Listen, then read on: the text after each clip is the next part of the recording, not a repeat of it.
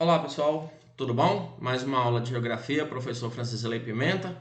A gente vai dar uma aula de Geografia extremamente importante para o conhecimento de vocês para qualquer tipo de prova, Enem, vestibular, qualquer tipo de avaliação que você venha fazer, porque comumente eles cobram, já tem várias questões do Enem falando sobre as teorias demográficas, né?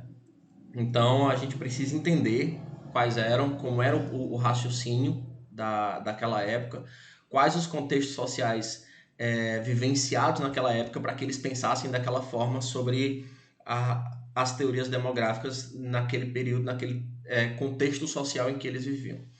Então, assim, o que são teorias demográficas? São pensadores, pessoas, um grupo de pessoas, às vezes, onde eles é, procuravam observar a população, entender como é que era o perfil daquela população e tentar fazer com que aquilo se representasse para o mundo todo. É uma maneira de vivenciar, uma maneira de perceber a sociedade, é uma maneira de ver a sociedade como ela se comportava. Ou seja, o crescimento da população está desse jeito, o crescimento por exemplo, a pobreza ela é maior em países que têm um maior contingente de população. Então, assim, são teorias, por isso que o nome é importante você lembrar que são teorias, certo? Então, quando você tem essas teorias, você começa a tentar levar isso para a prática, tá bom? Então a gente vai entender aqui as 4 teorias mais cobradas no Enem, certo? Que falam sobre Enem vestibular, que falam sobre como se comporta a sociedade, como se comporta a população no mundo. É importante você ter essas teorias demográficas guardados, os detalhes, o que você precisa mais entender sobre elas, tá bom? Vamos lá dar uma passada aqui. A primeira de todas elas, a primeira de todas, a gente vai falar sobre a teoria de malthusianos. Nós temos aqui o Malthus, né? É o britânico, inglês. Ele vai, quando ele vai falar sobre as teorias malthusianas, lá no século XVIII, aproximadamente, onde no ápice do capitalismo industrial, o Malthus ele vai fazer um movimento, ele vai fazer uma pesquisa. Ele vai pegar uma cidade em específico, uma cidade, e aí, a meu ver, ele começa errando aí, né? Ele vai pegar uma cidade da Inglaterra, ali no período da Inglaterra, e ele vai fazer um estudo populacional daquela cidade. Ele vai estudar a população daquela cidade. Só que o principal erro de Malthus é meio que isso jogar esse estudo para as outras cidades, para o mundo todo. Ele pegou aquela cidade como exemplo e acaba representando esse estudo para as outras cidades, né? Então ele vai falar sobre o crescimento populacional, ele vai chegar a um determinador comum, que ele diz que o crescimento populacional é ruim. Eu gostaria que vocês entendessem também que o contexto social que Malthus vivia é um contexto social totalmente ligado ao século XVIII, né? O século XVIII, onde nós tínhamos uma população majoritariamente agrária, uma população que vivia no campo, e no campo, quanto maior o número de pessoas, maior a mão de obra nas lavouras, e a população que se comporta no campo, ela não se comporta da mesma maneira na cidade, uma vez que os filhos na cidade eles são muito mais caros de manter e as pessoas começam a reduzir. Então, assim, ele deixou muitas coisas a desejar no seu estudo, nas suas previsões. Mas vamos entender o que Malthus dizia. Malthus, ele fez, né, Thomas Robert Malthus, ele fez um livro, né, chamado O Ensaio sobre a População, onde ele estudou a população de uma determinada cidade e disse que aquilo se aplica a qualquer outra cidade do mundo. E o que ele chegou na sua conclusão? Ele disse que se não houvesse guerra, se não houvesse epidemia e nem desastres naturais, uma população de uma determinada cidade, qualquer país, ela duplica, ou seja, ela dobra a cada 25 anos. Então, segundo Malthus, a cada 25 anos, uma cidade ela duplica a sua população. Vamos supor uma cidade que tenha 10 mil habitantes, então daqui a 25 anos ela vai ter 20 mil habitantes, daqui mais 25 anos ela vai ter 30 mil habitantes, ou perdão, 40 mil habitantes, e aí ela vai duplicando a cada 25 anos, segundo as previsões de Robert Malthus, certo? E aí o que ele determinou? Ele percebeu, ele determinou e ele pesquisou que o número de população, ela cresce em progressão geométrica. Isso na matemática é muito conhecido, né? A progressão geométrica, ela cresce, a razão é multiplicada. Observe que a razão aqui, ó, 2, aí vem o dobro, 4, depois vem o dobro, 8, depois vem o dobro, 16. É o que ele dizia aqui, que a cada 25 anos a população dobrava. Só que Robert Malthus, ele chegou à conclusão que a produção de alimento não acompanha a produção, ao crescimento populacional. E ele disse que a produção de alimentos vai chegar uma época que o crescimento populacional vai estar tão grande que ela vai ultrapassar a capacidade de acúmulo de produção de alimentos. É o que mostra nesse gráfico aqui. E ele vai chegar num ponto aqui, ó, no ponto de degola, que ele vai chamar, em que a população ela vai crescendo em progressão geométrica, ela vai crescendo de forma muito sinuosa, muito forte, né, em determinado momento, e a produção de alimento ela continua crescendo de maneira muito lenta. E, segundo ele, quando a população ultrapassa a produção de alimento, aqui, que os recursos naturais, o que é que vai acontecer? Fome, pobreza, miséria, problemas sociais gravíssimos. Então, qual foi a principal solução de Robert Malthus? O crescimento populacional leva à pobreza. Olha o que ele chegou à conclusão. Ele diz que o crescimento populacional, quando nós temos a população, quando ela começa a crescer, em algum momento, quando essa população superar a produção de alimento, essa população vai começar a gerar pobreza, a escassez de alimento, a fome, pobreza, nós vamos ter muitas mortes decorrente disso. Então, segundo Robert Malthus, o crescimento populacional leva à pobreza. Preste atenção e lembre disso, certo? Então, a população cresce, a pobreza também aumenta. Segundo ele, o crescimento populacional mais acelerado do que a produção de alimentos, isso vai gerar ao esgotamento das áreas cultivadas, certo? Segundo Robert Malthus, né? Mesmo a população crescendo, vamos supor, eu vou dar uma suposição simples. Se nós temos uma área deste tamanho de um determinado país e você usa uma área agricultável para aquela população, então, à medida que a população aumenta, você tem que aumentar a área agricultável. À medida que a população aumenta, você aumenta mais a área agricultável, de forma em que, em algum momento, esgota a área de produção de alimento e não tem mais para onde crescer. E isto na previsão de Malthus. Então, vai chegar um momento em que vai haver o esgotamento das áreas cultivadas e não tem mais como crescer na produção de alimento. E isto, claro, óbvio, na visão do século XVIII. A gente já vai fazer nossas ponderações em relação a isso.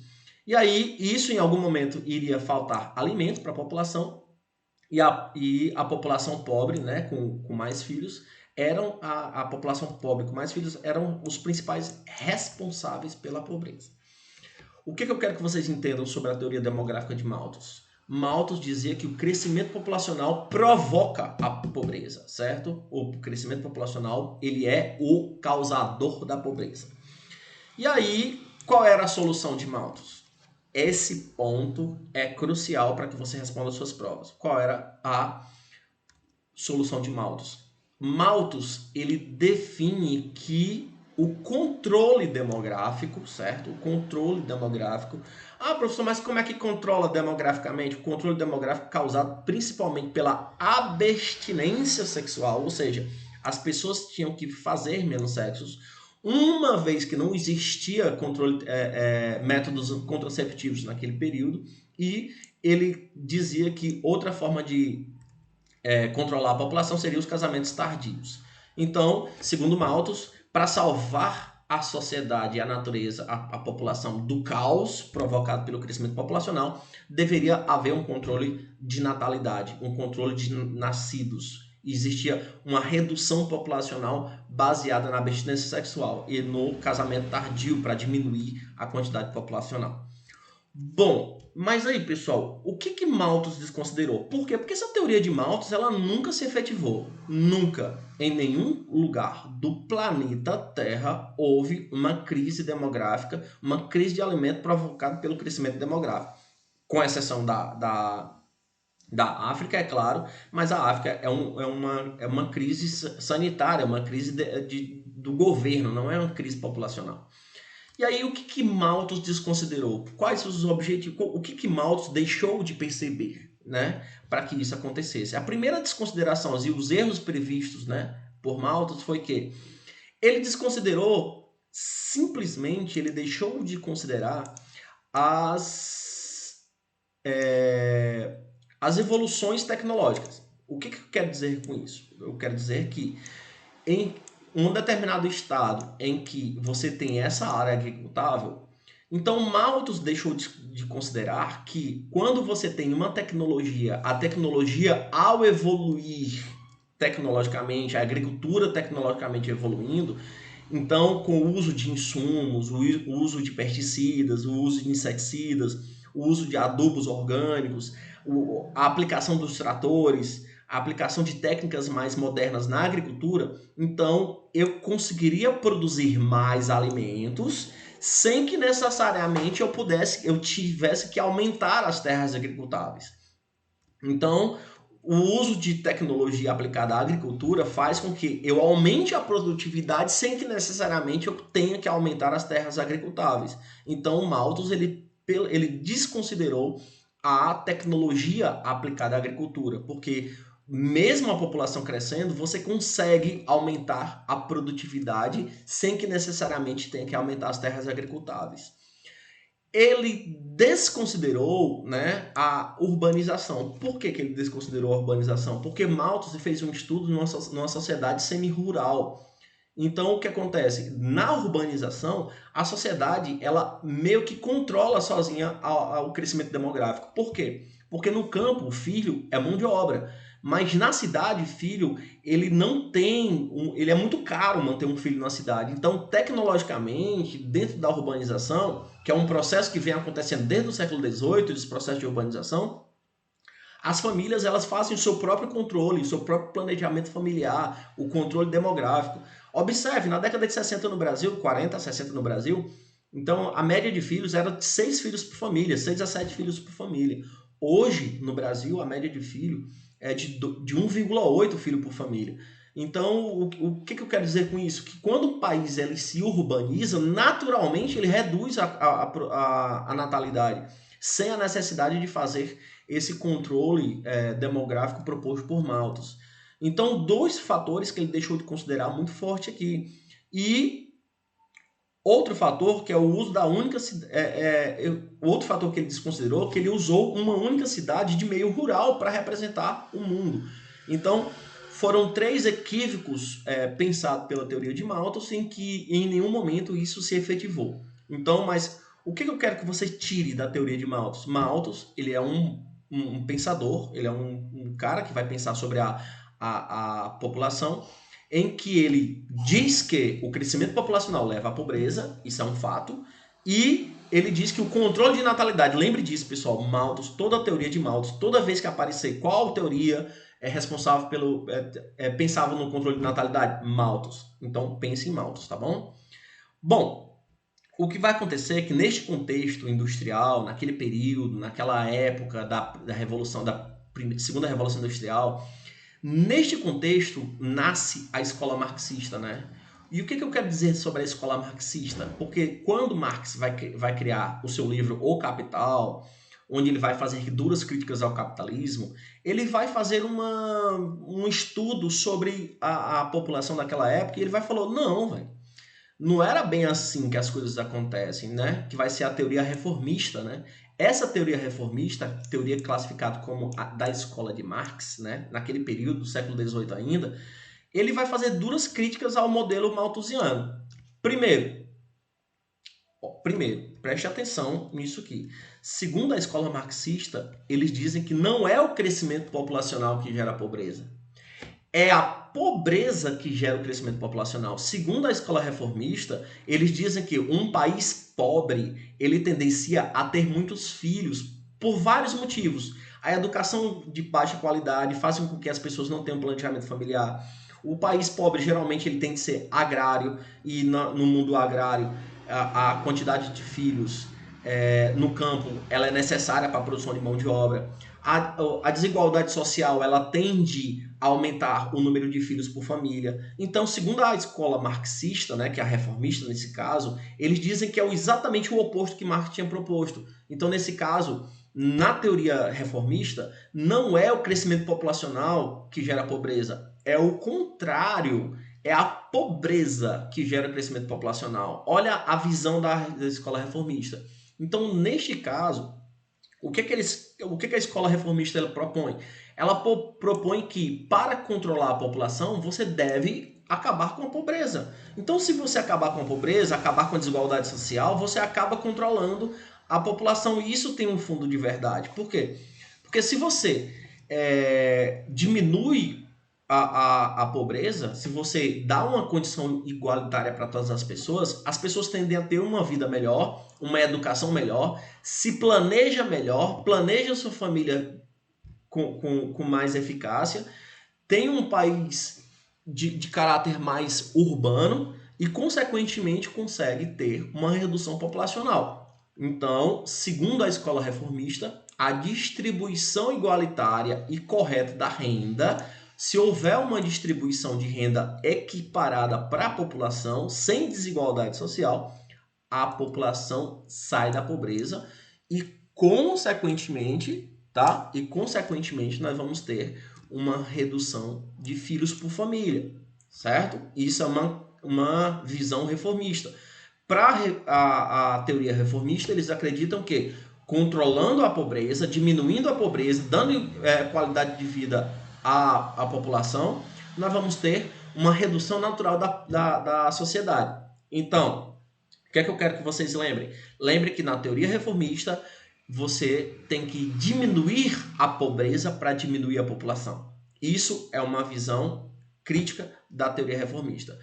E qual é as críticas feitas a esse modelo reformista? Primeiro, porque é um pensamento utópico. O que significa utópico? É um pensamento sonhador. Não existe no mundo um país que conseguiu acabar com a pobreza. Não existe. Não existe no mundo um país em que eles governaram para diminuir com a pobreza no mundo, tá?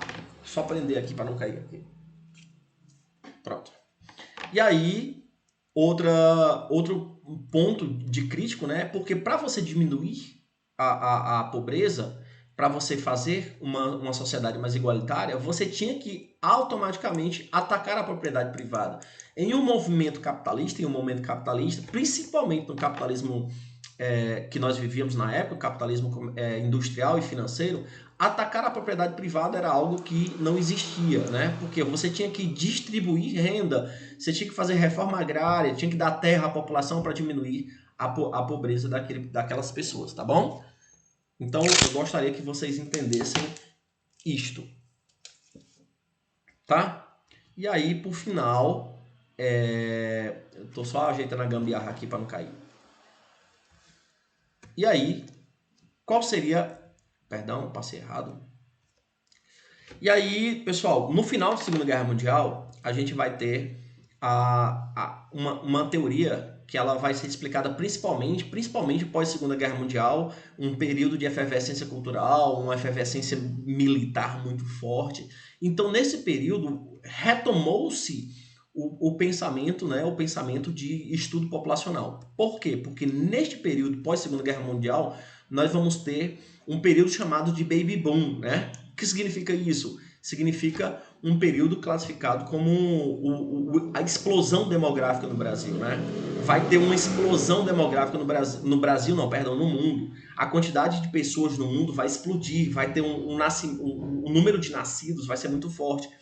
E essa pressão populacional sobre os recursos naturais vai ser muito forte também. Então, pós Segunda Guerra Mundial, as pessoas os cientistas começaram a se preocupar no controle populacional novamente. Então, qual era a teoria que pensava no controle populacional? Malthus. Então, novos teóricos, pós-Segunda Guerra Mundial, começaram a pensar de novo e ressurgiram e repaginaram o controle populacional, baseado nas ideias de Malthus. Então, eles vão tentar corrigir o que Malthus tinha errado. Então, nesse contexto, qual o contexto? Nós vamos ter o aumento da urbanização no mundo, a reconstrução de países destruídos pela guerra, né? O financiamento desses países, o crescimento econômico provocado por esse financiamento muito forte, você vai dar uma certa estabilidade social e econômica a esses países, a revolução médico-sanitária, ou seja, o desenvolvimento de hospitais, o desenvolvimento de antibióticos e remédios que controlasse a mortes, né? E a distribuição de indústrias no mundo, isso vai provocar um baby boom. Observe. Por quê? Se nós temos, por exemplo, se a gente observar que o número de nascidos ele distancia do número de mortos, né? Vamos ter aqui, nasce muito, mas morre muito, então o saldo populacional é pequeno, certo? Eu não sei se vocês estão entendendo isso. Vamos supor, nasceu 1000, mas nesse contexto morreram 800, então nós temos um saldo populacional de 200. Mas quando nós temos um país urbanizado, um país com revolução médico-sanitária, o uso de antibióticos e remédios que vão tardiar muito a morte, quando nós temos o número de nascidos muito alto e o número de mortes baixo, nós vamos ter um saldo populacional muito grande. E esse saldo populacional vai ser denominado de baby boom, ou também chamado de explosão demográfica. E aí, isso, claro, vai gerar uma preocupação no mundo todo, né?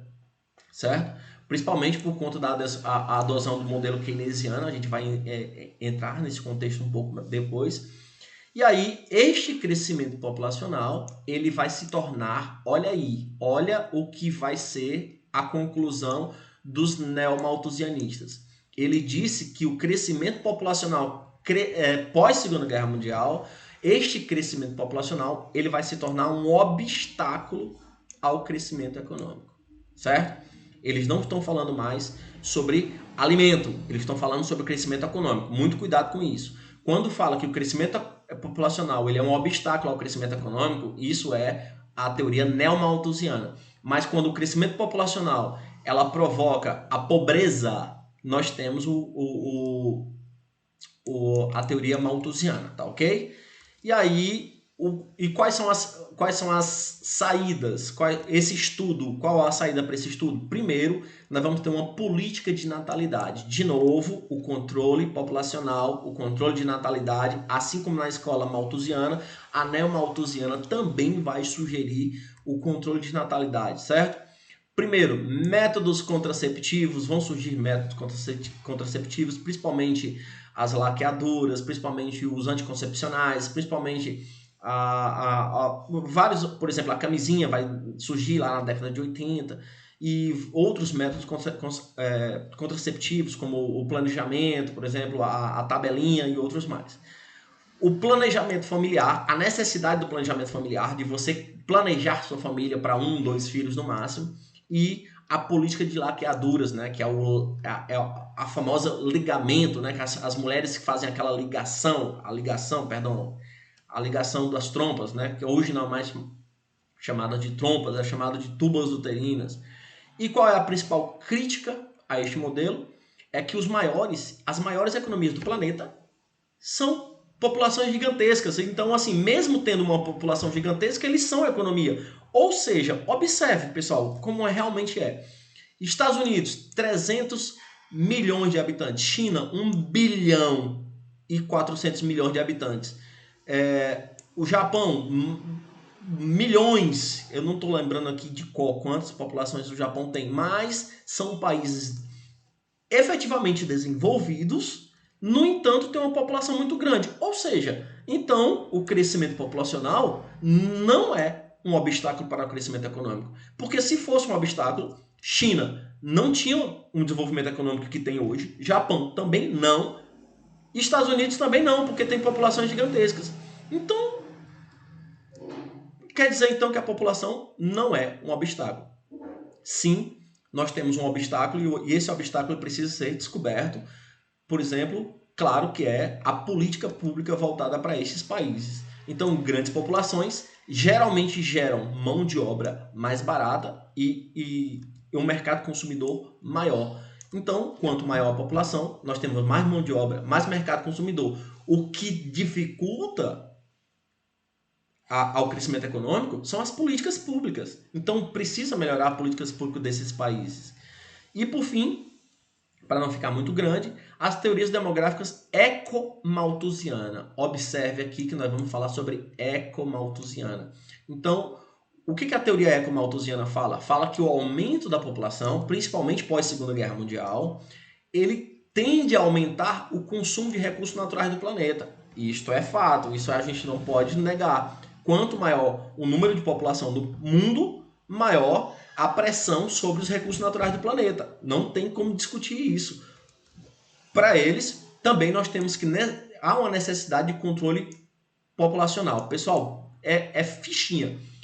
Toda teoria demográfica que termina com malthus, certo? Malthusiana, neomalthusiana e ecomalthusiana, eles têm como finalidade o controle demográfico para salvar ou sair da fome, malthusiana, ou para melhorar a economia, neomalthusiana, ou para salvar o planeta Terra, da ecomalthusiana. E qual é o questionamento sobre este modelo demográfico? Que o controle da população, de que forma o controlar a população controla também, diminui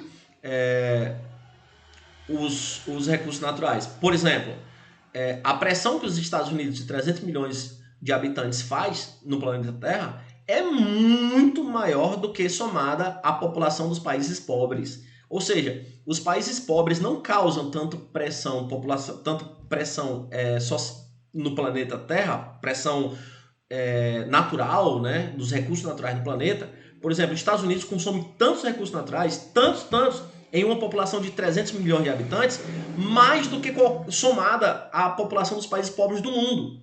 Ou seja, os países pobres, juntando toda a sua população, consomem menos recursos naturais do que os Estados Unidos sozinho. Então, nesse caso, o controle populacional e demográfico não tem nada a ver com resolver os problemas ambientais do planeta Terra. O que tem que resolver é diminuir a pressão sobre o modelo norte-americano de viver, que é o American Way of Life, né? Que é chamado de América, a maneira de ver norte-americana, que é o consumismo desenfreado, a necessidade de ter sempre o melhor, de ter sempre mais. Então, nesse contexto, nós temos uma visão totalmente errônea nesse período. E aí, qual a solução para uma crítica maior para a ecomalthusiana? É que não se deve controlar a população, e sim deve-se ter ideias mais sustentáveis de viver. Ou seja, diminuir a pressão sobre o meio ambiente sobre ideias mais sustentáveis, consumir menos, usar menos embalagens plásticas, usar energias mais sustentáveis, usar fontes de energias mais naturais. E isso sim poderia salvar o planeta e não o controle populacional, tá? Então eu espero que vocês tenham compreendido esse momento que a gente viveu agora, as 4 visões da teoria malthusiana, reformista, neomalthusiana e ecomalthusiana. Eu espero que vocês tenham entendido um pouco de cada. No final, nós temos um exercício para essa nossa aula. Um grande abraço, espero que vocês tenham entendido a aula e até a próxima.